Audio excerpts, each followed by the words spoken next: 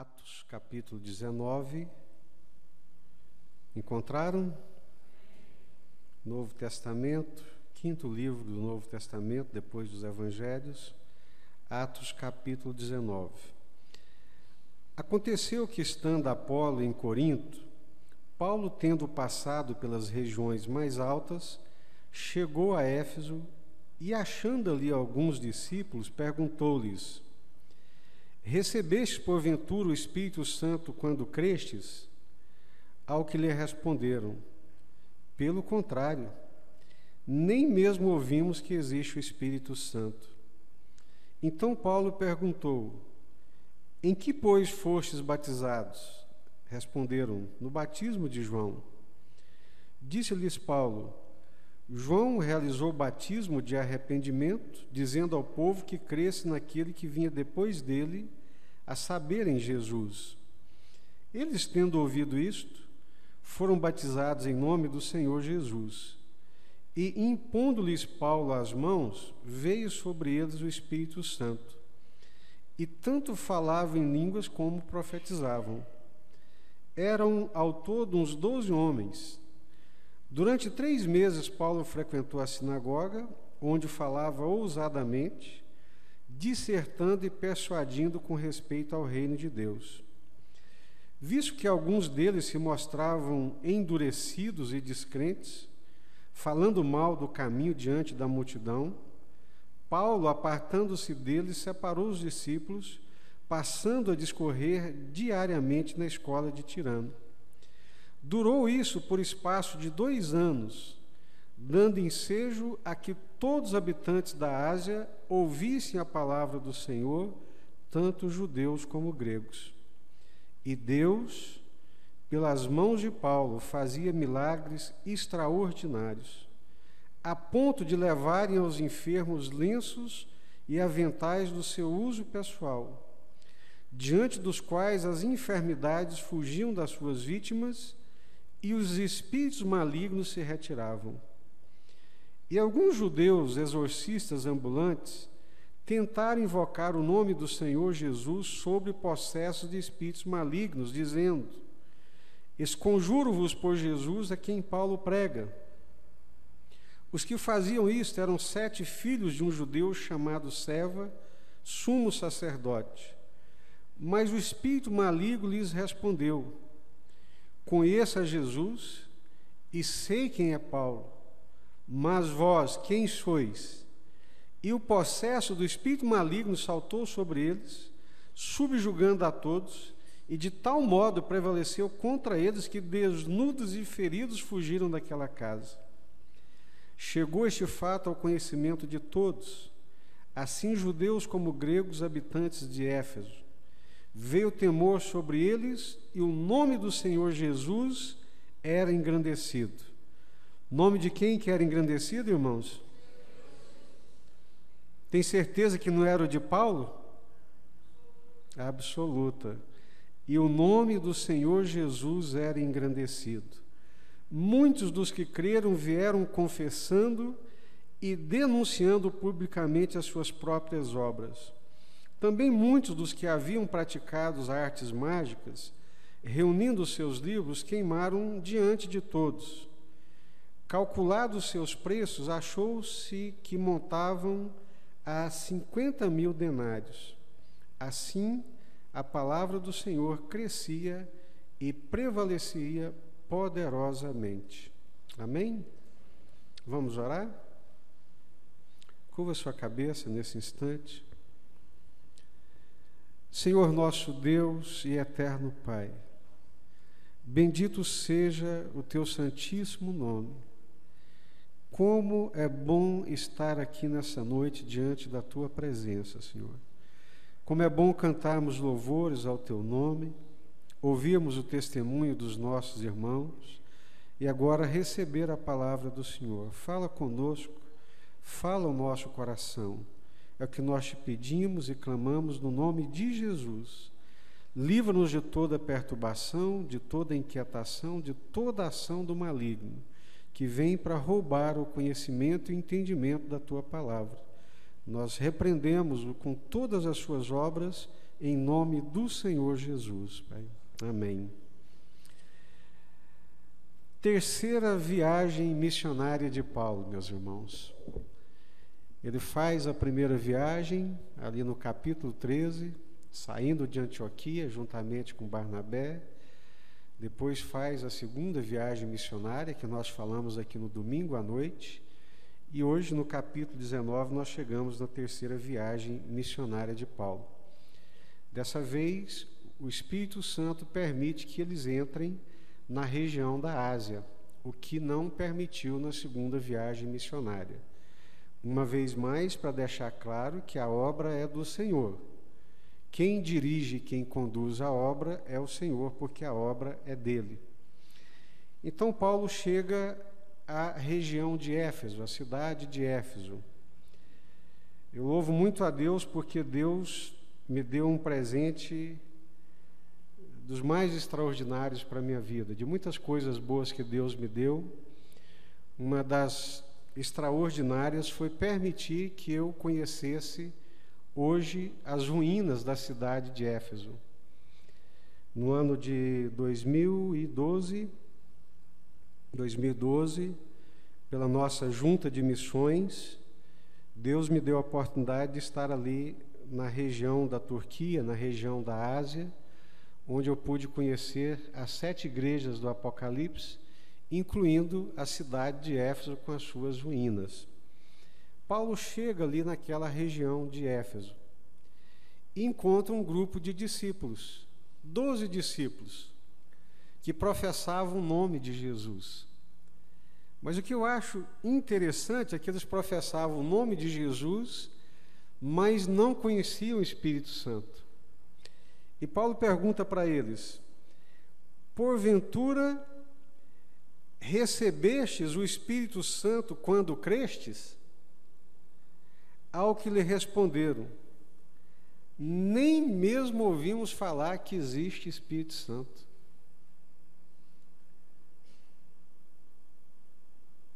Professam o nome de Jesus, creem em Jesus, mas vocês receberam o Espírito Santo? Espírito Santo? Que isso? Nunca ouvimos falar que existe Espírito Santo. O que você pensa de um grupo de crentes como esse? O que está acontecendo com esse grupo de discípulos? Falta-lhes alguém que possa instruí-los corretamente no caminho de Deus, no caminho da verdade de Deus. Eles tinham bom coração, eles ouviram de Jesus, de João Batista, creram, depositaram as suas vidas nas mãos de Jesus, mas a obra não era completa na vida deles, por falta do entendimento e por falta da compreensão. Por isso que os ministérios, eles são importantes na vida da igreja. Os líderes que Deus levanta, obreiros, missionários, têm como trabalho principal orientar, discipular, instruir, para que o povo de Deus tenha acesso à dispensa de Deus. Paulo fala: nós somos dispenseiros. Então, nós somos dispenseiros dos mistérios de Deus. Os mistérios revelados, não mistério no sentido oculto, que ninguém pode conhecer, a não ser alguns iluminados, não é nada disso. O mistério oculto que foi revelado é o Evangelho de Jesus Cristo. Então, Paulo fala: nós somos dispenseiros, ou seja, tem a dispensa de Deus. Nessa dispensa de Deus está o conhecimento de Deus, os valores de Deus, as bênçãos de Deus, as promessas de Deus para o seu povo.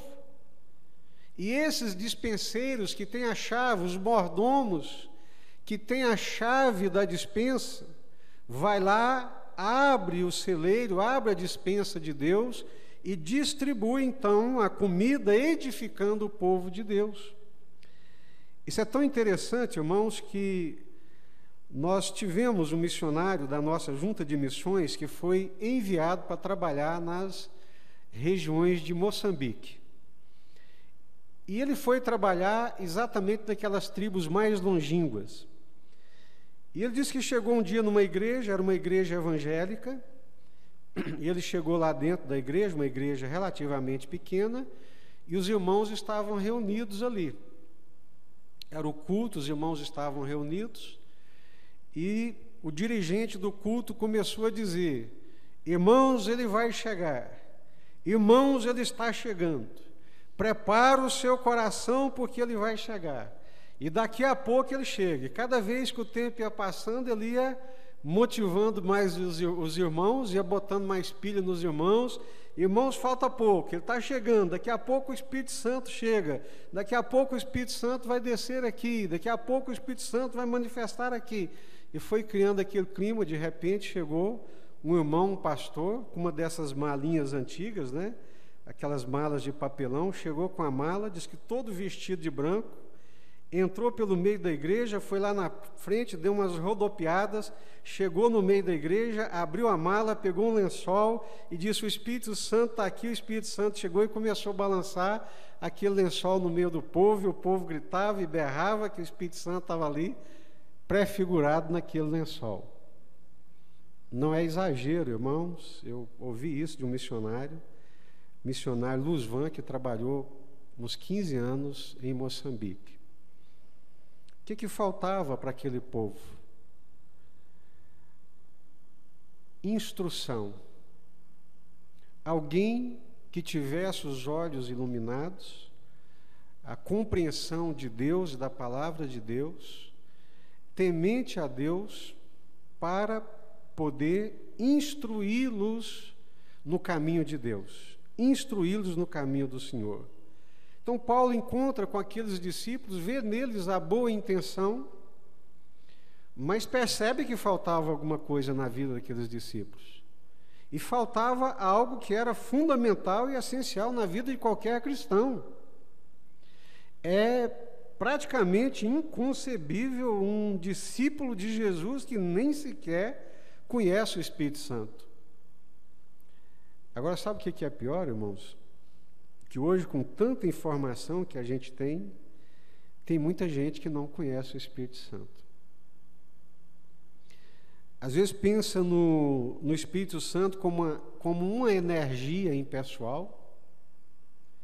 Às vezes pensa no Espírito Santo como uma energia impessoal que dá um empoderamento para a pessoa e que ela fica empoderada, mas ela não tem uma noção clara de que o Espírito Santo é uma pessoa, de que o Espírito Santo é uma pessoa, a terceira pessoa da Trindade, que Jesus disse para os discípulos: olha, gente, convém-vos que eu vá, porque se eu for, eu vos enviarei. Então, o Espírito Santo é Deus. Todos aqueles que creem em Jesus, todos aqueles que depositam a sua fé em Jesus, têm da parte de Deus essa promessa dele receber o Espírito Santo e de poder ser cheio do Espírito Santo de Deus. O que é uma vida cheia do Espírito Santo de Deus, irmãos? Uma vida cheia do Espírito Santo de Deus é uma vida dominada pela vontade de Deus. Uma vida cheia do Espírito Santo não é uma vida que realiza ativamente, mas é uma vida que é usada ativamente por Deus, pelo poder de Deus, pela graça de Deus, para a glória de Deus. Então, a presença do Espírito Santo em nossa vida nos possibilita viver a vida que Deus quer que nós vivamos. O padrão de Deus, não posso negar, é um padrão elevado. O padrão de Deus é mais elevado que o padrão da lei. A expectativa que Deus tem para essa nova criação é uma expectativa moral, espiritual, de santidade, de santificação, mais elevada do que aquilo que a lei oferecia. Homem nenhum, por sua própria força, consegue viver aquilo que Deus espera que nós vivamos. Nós só podemos viver pelo poder do Espírito Santo de Deus na nossa vida. Então, quando o Espírito Santo de Deus toma conta da minha vida, do meu coração, que eu tenho comunhão íntima e pessoal com Ele, porque Ele é uma pessoa, o Espírito Santo de Deus, Ele me dá vitória sobre o pecado, Ele me dá vitória sobre sentimentos do meu coração, Ele me dá vitória sobre pensamentos que navegam pela minha mente. Vai me dizer que nunca passou pela sua mente pensamentos e sentimentos que você sabe que são contrários à palavra de Deus. São contrários à vontade de Deus, são contrários à palavra de Deus, mas eles entraram lá dentro da sua mente, dentro da sua cabeça, e não querem sair de forma alguma. Aí entra o Espírito Santo de Deus. Aí entra o poder de Deus. O Espírito Santo de Deus, a terceira pessoa da Trindade, o poder de Deus na nossa vida nos leva a viver uma vida além das nossas capacidades. O Espírito Santo de Deus, ele é o capacitador. Ele nos capacita a viver e a fazer coisas extraordinárias e gloriosas para Deus. É o Espírito Santo de Deus. Agora, como o nome diz, ele é santo. O Espírito é santo. E o Espírito Santo, ele habita em lugares santos. Uma vida santa, um coração santo, uma mente santa, uma vida rendida ao Senhor Jesus. Irmãos, queridos e amados, tem grilhões na vida das pessoas que não tem psicólogo que vai quebrar esses grilhões. Tem fortalezas na mente da pessoa, da cultura, da criação. Tem obra maligna e opressão maligna na vida da pessoa que não tem força humana, que não tem psicologia, que não tem nada humano capaz de quebrar esses grilhões e trazer libertação para a pessoa, a não ser o poder de Deus, o poder do Espírito Santo de Deus. E aí, porventura vocês receberam o Espírito Santo quando creram? Olha, Paulo, sinceramente, meu irmão, nós nem ouvimos dizer que existe Espírito Santo. Uma obra pelas metades, um discipulado mal acabado, incompleto, que não lhes permitiu entender e se apossar da plenitude da promessa de Deus para a vida deles. Então Paulo, vem cá, batiza eles em nome do Pai, do Filho e do Espírito Santo, impõe sobre eles as mãos, e o Espírito Santo vem sobre eles, e de uma forma tão extraordinária e visível, que eles falavam em línguas e também profetizavam. Isso aqui dá muito pano para manga, né? Algumas igrejas, especialmente as pentecostais, elas acham que para a pessoa ter o Espírito Santo, o batismo no Espírito Santo, é só se elas falarem línguas. É uma condição pré-estabelecida que não é uma condição bíblica. Nós encontramos no mesmo livro de Atos várias pessoas que foram cheias do Espírito Santo, batizadas com o Espírito Santo e que não falaram em línguas, mas que eram pessoas cheias do Espírito Santo. Eram todos uns 12 homens E dali Paulo completa essa obra, desse discipulado na vida desses 12, se estabelece na cidade de Éfeso, e na cidade de Éfeso é a cidade onde ele fica mais tempo. Então, estou passando para outro ponto aqui. O primeiro ponto é que às vezes o nosso discipulado é incompleto. O primeiro ponto é que às vezes nós não entendemos, não compreendemos, não fazemos força para compreender e para entender, e não recebemos tudo aquilo que nós podemos receber da parte de Deus, principalmente no que se refere à obra do Espírito Santo na nossa vida. Em relação a isso, irmãos, a gente sabe pela palavra de Deus, 1 Coríntios capítulo 12, Gálatas capítulo 5, é através do Espírito Santo de Deus que o nosso caráter é modificado, que o nosso caráter é moldado. Veio para Jesus, é mentiroso?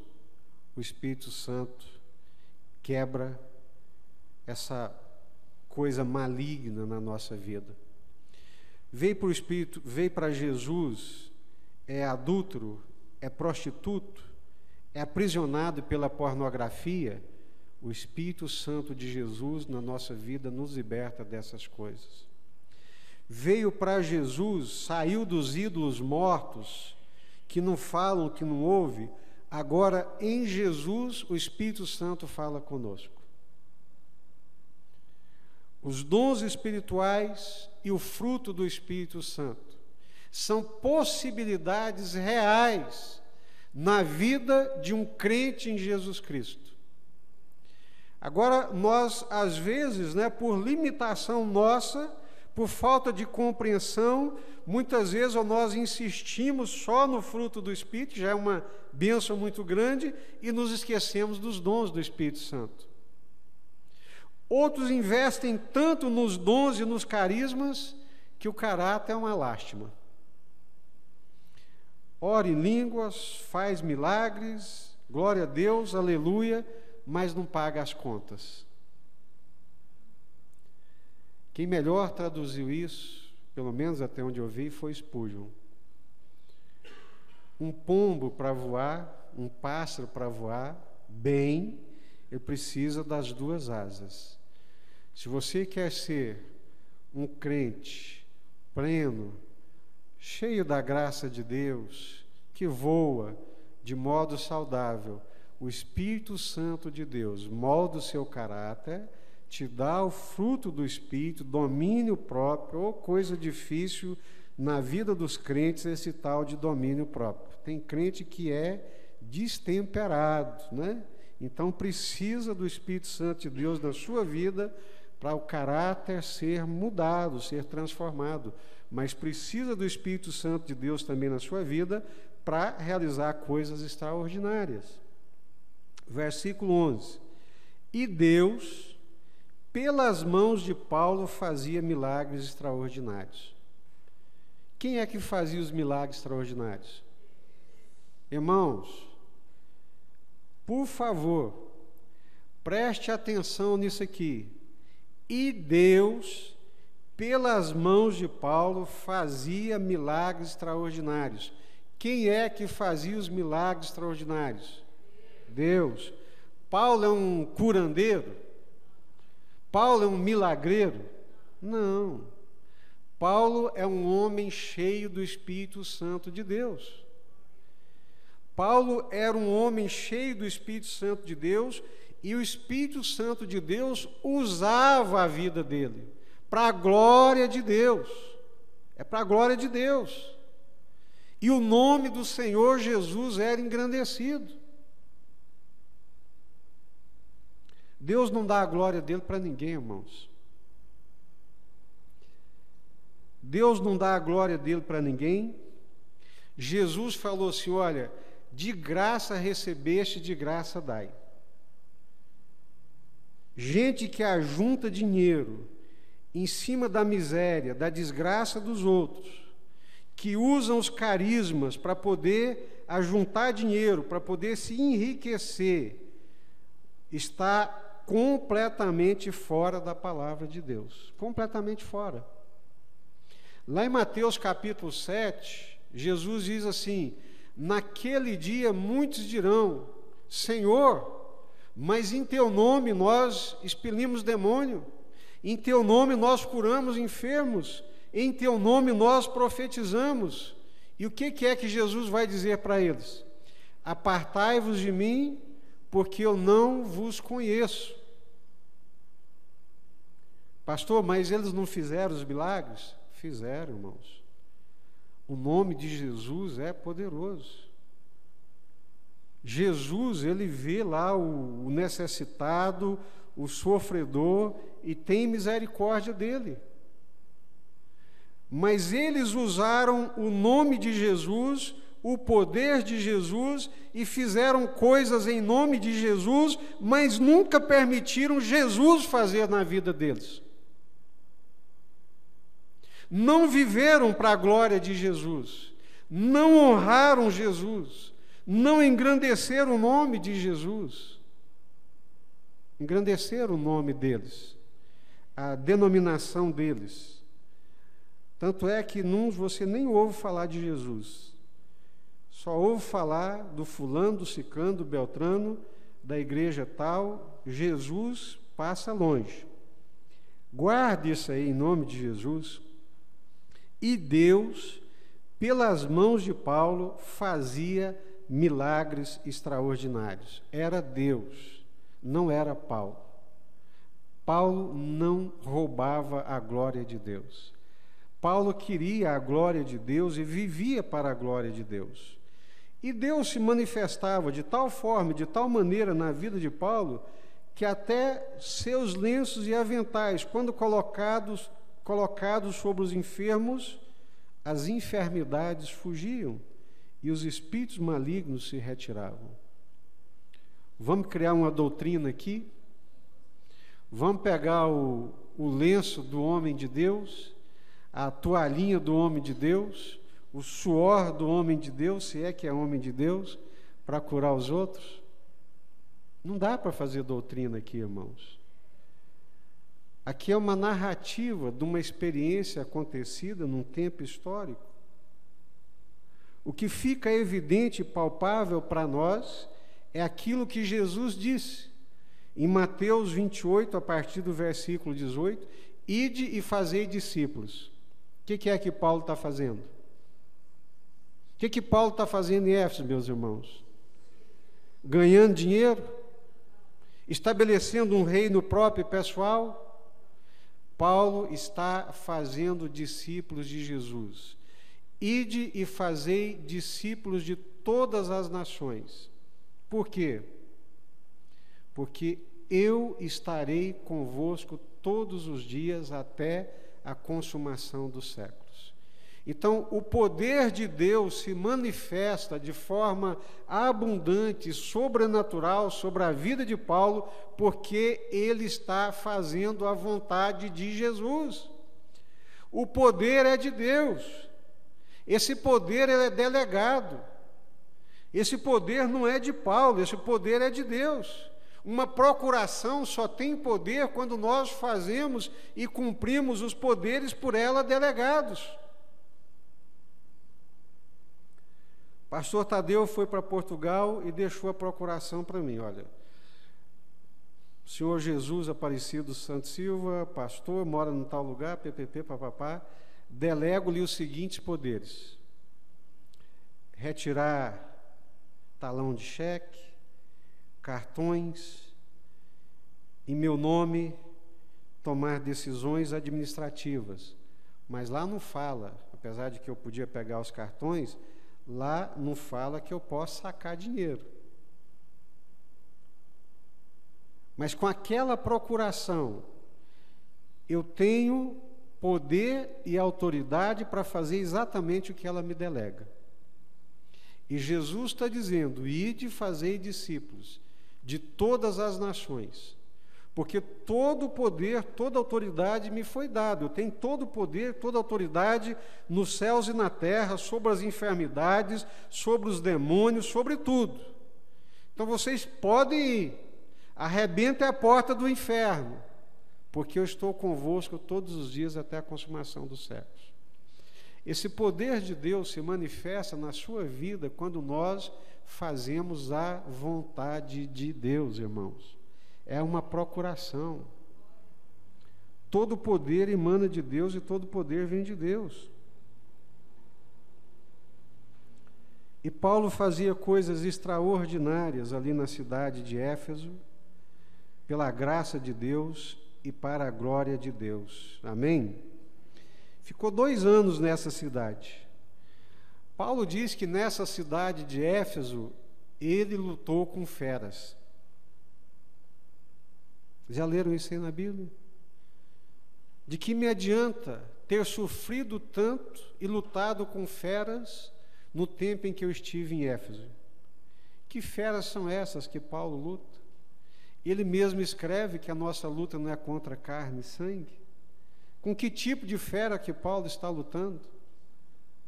Hein, meus irmãos? Potestade. Poderio das trevas que quer impedir o estabelecimento e o avanço do reino de Deus naquela região. É pitoresco essa história dos judeus exorcistas ambulantes, né? Eles vendo o que Deus fazia por intermédio de Paulo, e vendo que Paulo expulsava os demônios em nome de Jesus, e que Paulo curava os enfermos em nome de Jesus, eles falaram, esse trem, vai que esse trem funciona, né? E foram expulsar o demônio de um homem possesso de espíritos malignos. E o que aconteceu?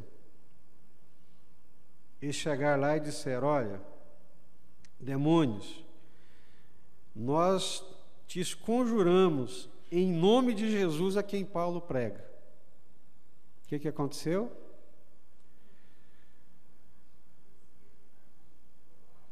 Pulou para cima deles.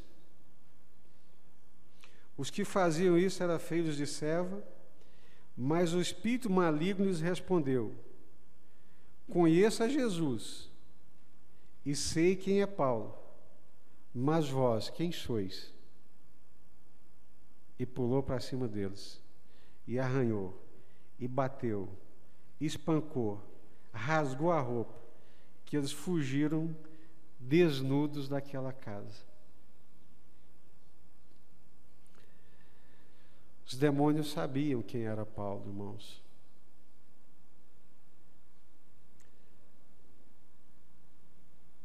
E com certeza tinha um ódio muito profundo de Paulo. Movimentou Demétrio aqui nessa cidade, aquele fabricante de nichos da deusa Diana, que vivia da idolatria, amotinou a cidade inteira, iludindo o povo. Ele não estava preocupado com Diana, não estava preocupado com o povo, estava preocupado com o bolso dele. Mas de uma forma ilusória, maligna, ele consegue mobilizar a cidade inteira para arrebentar Paulo, para arrebentar os discípulos, para arrebentar com a igreja.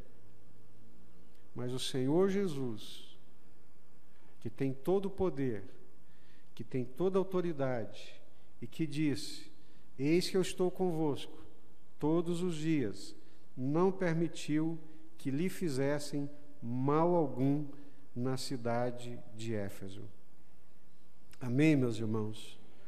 Paulo é um homem cheio do Espírito Santo. Paulo é um homem cheio da graça de Deus, cheio da sabedoria de Deus, cheio do poder de Deus, porque vive para fazer a vontade de Deus. A manifestação da graça e do poder de Deus na nossa vida é proporcional à nossa obediência. Gente, isso é tão simples, é tão elementar. Essa é a lição primária. Fora da vontade de Deus, não tem graça de Deus. Fora da obediência de Deus, não tem favor de Deus. fora da vontade de Deus, distante da vontade de Deus, irmãos, é sofrimento. Por isso que Tiago também vai dizer: sujeitai-vos a Deus, resisti ao diabo e ele fugirá de vós. Se não sujeitar a Deus primeiro, é brincadeira partir para cima do diabo. Caio Fábio, nos bons tempos, né? Ele escreveu um livro que se chama Batalha Espiritual. Quantos já viram esse livro? Já leram? Ou só viram? Só viram, né? Caio Fábio conta a história numa cidade pequena, uma mulher endemoniada, completamente endemoniada, e o pastor foi lá para expulsar o demônio daquela mulher. E quando ele foi expulsar o demônio da mulher, ele que ficou endemoniado. E o demônio falou, está lá escrito no livro: esse safado fica adulterando com a empregada e agora vem aqui para poder me escarnecer. Sujeitai-vos a Deus, resisti ao diabo e ele fugirá de vós. Irmãos, com Deus não se brinca. Com o diabo também não se brinca. Aqueles incautos foram brincar lá com o endemoniado e saíram muito mal. Se deram muito mal, mas muito mal mesmo.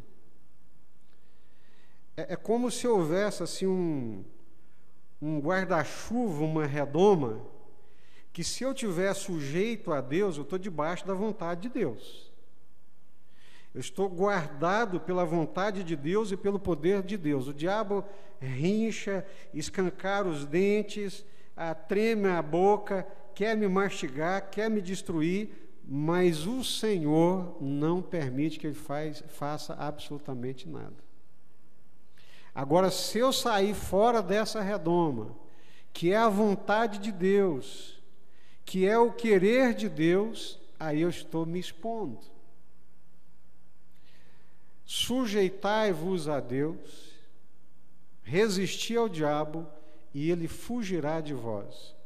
Irmãos, o que nos dá poder e autoridade sobre o diabo é a nossa sujeição a Deus, é a nossa submissão a Deus.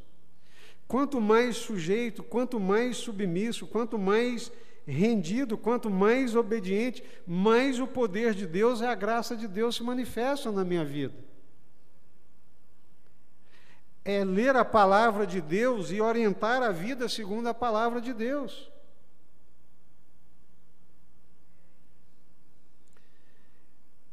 E tem outra coisa, irmãos, é ruim falar nisso, né? Mas eu tenho que falar para os irmãos. Satanás, como ninguém, ele sabe cozinhar a gente em fogo brando. Ele nos ilude. Você vai lá, dá uma bicadinha, não aconteceu nada. Ah, Deus é bom. Vai lá, dá outra bicadinha, volta para cá. Ah, isso não vai acontecer nada. Vai lá, dá outra bicadinha, né? E volta para cá, tá bom demais. Numa hora, a hora que você levar o bico, ele te pega pelo pescoço e te prende.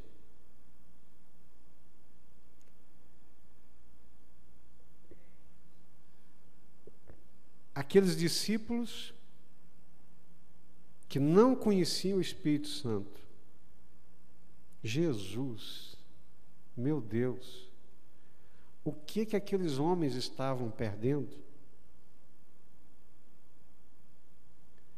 Eles estavam perdendo a alegria de viver na terra uma vida celestial. Eles estavam perdendo a possibilidade de serem capacitados sobrenaturalmente por Deus, porque não conheciam, porque não entendiam. Agora encontramos aqui Paulo cheio do Espírito Santo, sofrendo perseguições, lutas, mas submisso, rendido, confiante, cheio do Espírito Santo e Deus realizando coisas extraordinárias através da vida dele.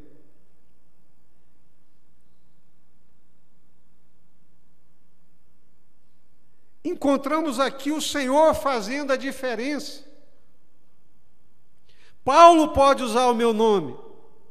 Paulo pode falar em meu nome. Eu lhe dei autoridade, eu lhe dei procuração, mas vocês não ousam falar em meu nome. E Paulo, porrete. Tem gente, irmãos, que não tem um pingo de vergonha de falar em nome de Jesus. Não ama o Senhor Jesus, não conhece o Senhor Jesus, não teve aquela experiência de fazer de Jesus o Senhor da sua vida, e ousam falar em nome de Jesus, sem autorização, sem procuração, sem autoridade. Paulo não. Paulo tinha a autoridade do nome de Jesus. Por isso que eu começo todas as suas cartas. Todas as cartas começam dizendo assim: Paulo, servo de Jesus, apóstolo pela vontade de Deus e pela vontade de Cristo Jesus. Jesus permitia Paulo falar em nome dele, mas não permitiu aqueles filhos de serva falarem no nome dele.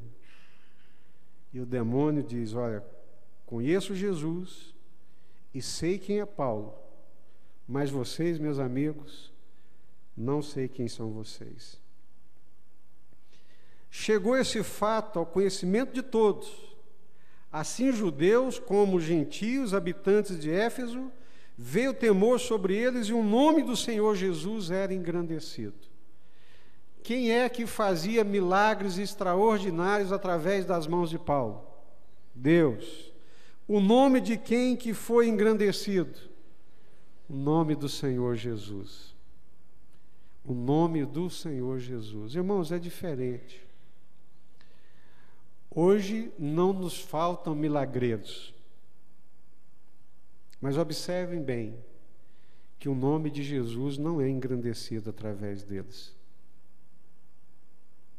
O nome de Jesus, a glória de Jesus, a obra de Jesus, a verdade de Jesus, não é a motivação deles, mas era a motivação de Paulo.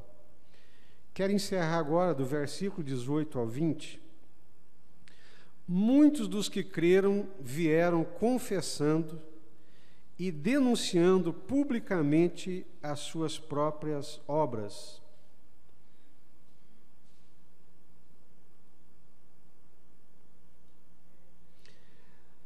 Na linguagem de hoje diz assim: então muitos dos que creram vinham e confessavam publicamente as coisas más que haviam feito.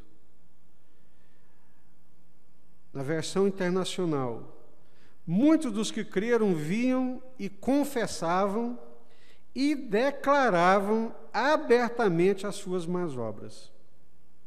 Que isso, irmãos? É um milagre, é um avivamento. Está havendo um avivamento naquela cidade. O Espírito Santo está quebrantando os corações. As pessoas virem publicamente, confessarem e declararem, ou seja, confessavam e declaravam publicamente as suas más obras. É o Espírito Santo que faz isso. É Ele que convence o homem da justiça, do juízo e do pecado. É só o Espírito Santo. Deus está tendo misericórdia daquela região, está tendo misericórdia daquela cidade e está derramando o Espírito Santo ali. Milagre da parte de Deus. Versículo 19. Muitos daqueles que praticavam feitiçaria ajuntaram os seus livros e trouxeram para queimar diante de todos. Grande número dos que tinham praticado ocultismo reuniram seus livros e os queimaram publicamente. Muitos que haviam praticado artes mágicas, ocultismo, feitiçaria, magia negra, tudo isso é uma coisa só. É obras das trevas. É obra do império das trevas. Eu estava com um amigo, um pastor muito querido. Estávamos lá no Flamboyant, andando, entramos na livraria Siciliana. E ele é ousado, tempestuoso, viu lá o livro do São Cipriano. Ô Jesus, vem cá, vamos olhar o livro do São Cipriano. Não tem nada aí que me interessa. Obrigado. Fui para outra banda da livraria. E ele ficou lá, folheando o São Cipriano, né? Aí saímos da livraria, ele agarrou no meu braço e falou assim: Jesus, eu estou tontinho e com o estômago embrulhado. Eu falei: vai lá ver o São Cipriano. Gente, tem tanta coisa de Deus que eu não conheço. Tem tanta coisa de Jesus que, se eu vivesse 1000 anos, eu ainda não conheceria a profundidade, a largueza, a extensão do amor de Deus em Jesus Cristo. O que eu vou querer saber dessas coisas? Ah, não, pastor, a gente tem que saber como é que o diabo age. Não. O que a Bíblia me ensina do diabo, para mim, é suficiente. Não quero saber mais nada. Quando deu aquela onda, né, de misticismo no meio dos crentes, eu vou contar para vocês, a Neuza Itioca, com aqueles negócios dela, eu fui num congresso da CEPAL, eu falei assim: gente, eu nunca ouvi a Neuza Itioca, e eu critico os livros dela, eu vou lá hoje ouvir a Neuza Itioca. Não devia ter ido, irmãos.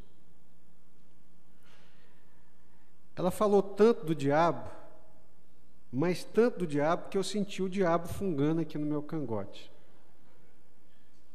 Parece brincadeira, mas é verdade. Você sabe que tem gente que é mais sensível, né? Não é sensível espiritualmente, falar, não, é sensível mesmo, assim como o ser humano. Eu sou uma pessoa sensível. Se eu falar para vocês podem falar: nossa, uma pastora é fraco demais. Sabe que eu perdi o apetite aquele dia? Paulinho sabe, a gente estava lá agora em Águas de Lindóia, como que é o almoço lá, né, Paulo? O almoço como diz os meninos, é top, é caprichado. Mas aquele dia eu estava sem apetite. Eu ouvi tanto do diabo, ouvi tanto de espíritos humanos, ouvi tanta coisa que eu falei: não.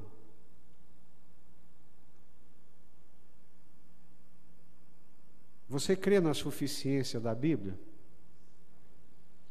Você crê que o que Deus colocou na Bíblia é suficiente? É suficiente sobre o diabo? É suficiente sobre o inferno? Então, eu não preciso caçar nenhuma outra revelação a respeito do inferno. Muito menos uma divina revelação a respeito do inferno, gente. Vai abrir o cano, abrir a Bíblia. Se existe uma divina revelação do inferno, é outra parte da Bíblia que está sendo escrita.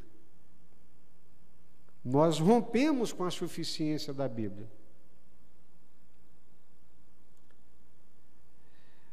Aí, naquela época, eu falei: não, eu agora, estudioso que sou, eu vou estudar esse negócio, eu vou entender esse negócio aqui do diabo, dos espíritos malignos, e fui na livraria, comprei os 10 livros e trouxe para casa.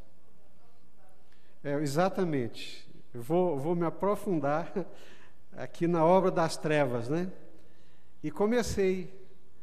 O primeiro livro, irmãos, que eu comecei a ler, me deu não sei se vocês já tiveram essa experiência, me deu aquela tristeza, assim, no âmago da alma, tristeza, assim, uma angústia. Eu falei: Senhor, mas de onde é que vem essa angústia, Senhor? Por que eu estou tão angustiado assim? E vocês que já ouviram a voz do Espírito Santo, eu ouvi claramente: você não conhece nada de mim? O que você conhece de mim é nada, é ínfimo, e você quer gastar o seu tempo aprofundando no conhecimento do diabo e das trevas? Obrigado, Senhor. Para mim é suficiente.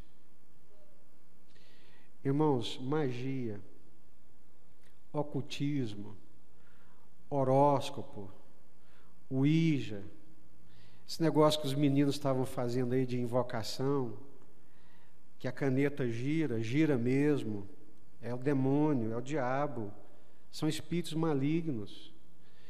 Isso já está escrito num livro da década de 60, que foi publicado nos Estados Unidos, por um pastor, homem de Deus, Mark Bilbeck, Avivamento Satânico. Na década de 60, as meninas entravam para o banheiro da escola e na frente do espelho começavam a invocar: fulano aparece, e de repente o fulano aparecia ali no espelho. Isso é uma realidade, irmãos. Grande número dos que tinham praticado ocultismo, artes mágicas, magia, feitiçaria, ajuntaram os seus livros e os trouxeram para queimar diante de todos. Os irmãos me conhecem, não é o meu perfil, mas eu tenho que dizer para você: tem alguma coisa lá na sua casa, lá no seu quarto, que é demoníaco, que tem alguma ligação com essas coisas? Mete fogo nisso. Taca fogo.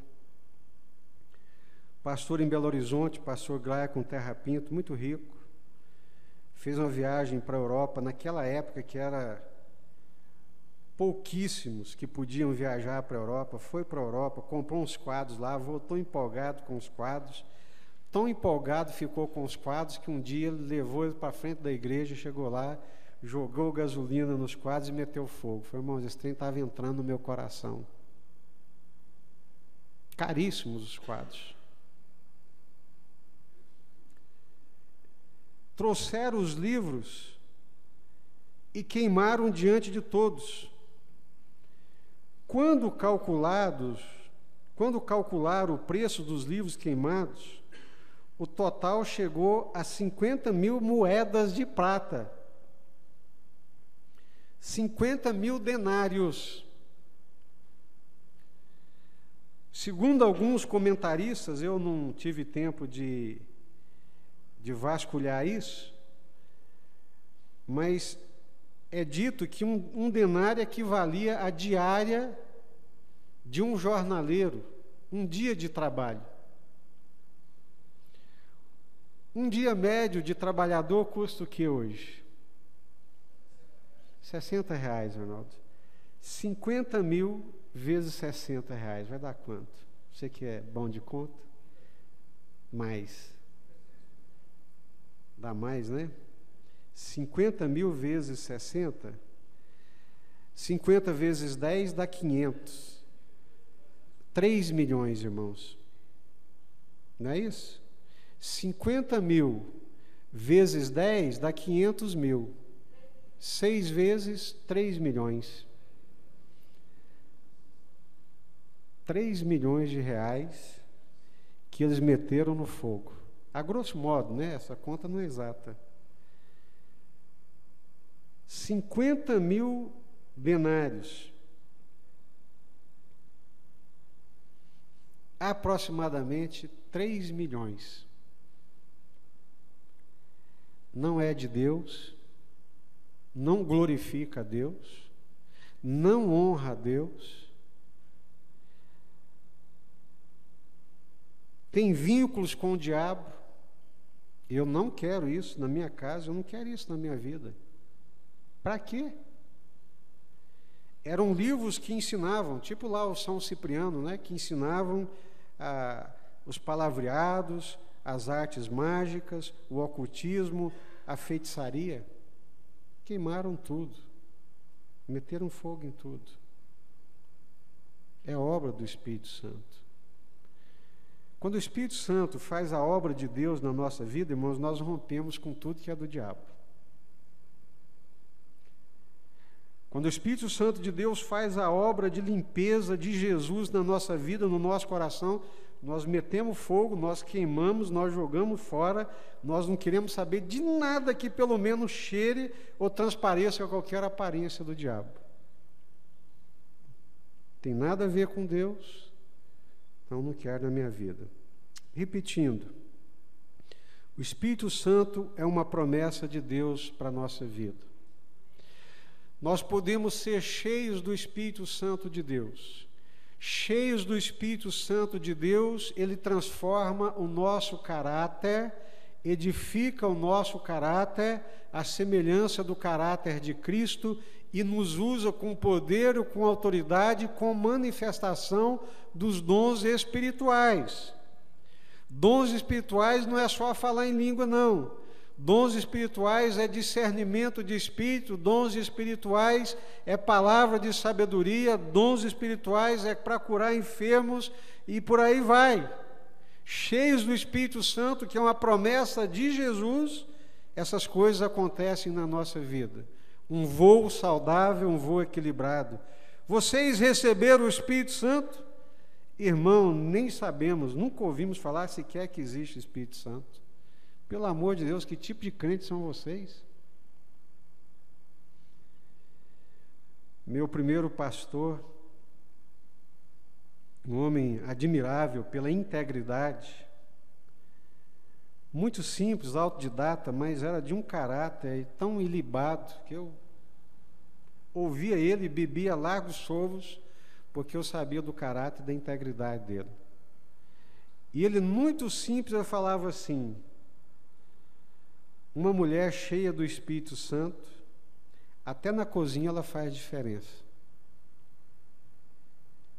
Pastor, o que é que o senhor quer dizer com isso? Não, a graça de Deus se manifesta de tal forma na vida dela, que a comida sai a tempo e a hora, e sai uma comida boa, comida gostosa, que todo mundo gosta de comer. Não está falando de habilidades naturais, não. Está falando de graça, de manifestação do Espírito Santo de Deus nas mínimas coisas da vida. Glória a Deus. Deus fazia coisas extraordinárias através das mãos de Paulo. É o Espírito Santo.